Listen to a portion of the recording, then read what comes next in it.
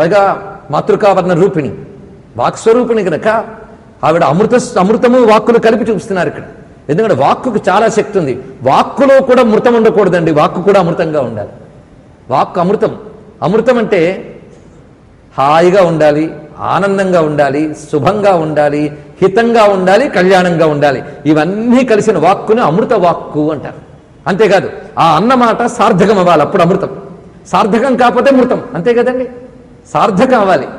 అయితే తపస్సులకి ఎలాగూ విశేషమైన శక్తి ఉంటుంది, కానీ స్త్రీకి ప్రత్యేకించి వేదం చెప్పింది ఏమిటంటే, స్త్రీకి చెప్పింది స్త్రీ ఎప్పుడూ మధుమయమైన వాక్కు మాట్లాడాలని స్త్రీకి ప్రత్యేకించి చెప్పింది. అంటే మగాళ్ళు నోటుకొచ్చినట్టు మాట్లాడితే పర్వాలేదా అని అనద్దు. వాళ్ళు ఎలాగో ఆడాలి, వీళ్ళు ఎప్పుడూ తప్పనిసరిగా అలా ఉండాలని శాసించింది. ఎందుకంటే వైదిక శాస్త్రముల్లో దాన్ని ఆధారం చేసుకున్న స్మృతుల్లో ఒక అద్భుతమైన విశేషం చెప్పాడు. ఏమిటంటే పురుషుడు తన శరీరాన్ని శుద్ధి చేసుకుంటే గాని శుద్ధి కట్ట, స్త్రీ శరీరం సహజంగా శుద్ధంట.